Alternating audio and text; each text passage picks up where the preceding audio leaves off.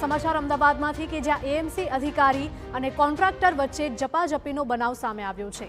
ડ્રેનેજની કામગીરી મુદ્દે જાહેરમાં જ બંને આમને સામને આવ્યા હતા। કામગીરી મુદ્દે અધિકારી અને કોન્ટ્રાક્ટર વચ્ચે બોલાચાલી થઈ હતી। બોલાચાલી સમયે અપશબ્દ બોલતા આ મામલો વધારે ઉગ્ર બન્યો હતો। અપશબ્દ બોલવા મુદ્દે અધિકારી અને કોન્ટ્રાક્ટર ઉશ્કેરાઈ ગયા હતા। ઉશ્કેરાઈ જઈ બંને લોકો એકબીજાને મારવા માટે દોડ્યા હતા। બંને વચ્ચે તૂતુ મેમે થતા અન્ય અધિકારીઓએ છોડાવ્યા હતા। નિકોલની ગંગોત્રી સર્કલ પાસેની ઘટનાનો વિડીયો વાયરલ થયો છે।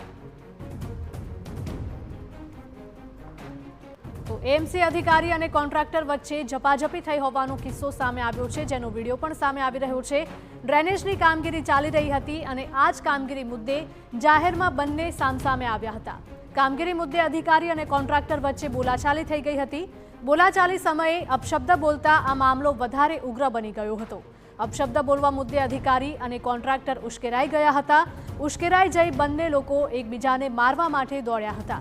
બંને વચ્ચે તૂતુ મેમે થતા અન્ય અધિકારીઓએ તેમને છોડાવ્યા હતા।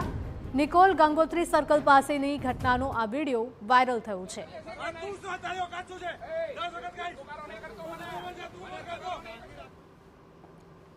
તો અમદાવાદમાં તૂતુ મેમેનો આ વિડીયો સામે આવી રહ્યો છે। એએમસી અધિકારી અને કોન્ટ્રાક્ટર વચ્ચે ઝપાઝપી થઈ ગઈ હતી। ડ્રેનેજની કામગીરી ચાલી રહી હતી અને ડ્રેનેજની જ કામગીરી મુદ્દે જાહેરમાં બંને સામસામે આવી ગયા હતા।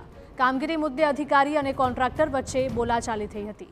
સંવાદદાતા સચિન જોડાયા છે વધુ માહિતી સાથે। સચિન, કઈ એવી બાબત હતી કે આ મામલો આટલો બધો ઉગ્ર બની ગયો હતો? જુઓ, નિકોલમાં ગંગોત્રી સર્કલ પાસે રોડનું કામ થયું હતું, ત્યારબાદ જે સ્ટોર્મ વોટર ડ્રેનેજ લાઇન છે એની કામગીરી કોન્ટ્રાક્ટર દ્વારા કરવામાં આવી રહી હતી। પરંતુ એ દરમિયાન જે છે એ ડ્રેનેજ લાઇનમાં ભંગાણ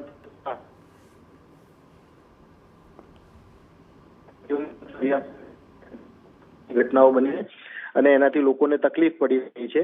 ત્યારે આ બાબતને લઈને અધિકારીઓ ઘટના સ્થળે પહોંચ્યા અને જ્યાં કોન્ટ્રાક્ટરના જે કર્મચારીઓ કામ કરી રહ્યા એમને પણ સૂચના આપી હતી।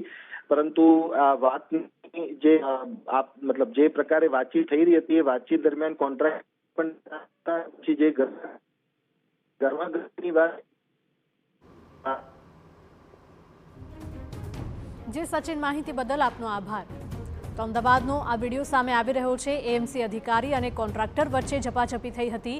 ડ્રેનેજની કામગીરી મુદ્દે બબાલ થઈ હતી।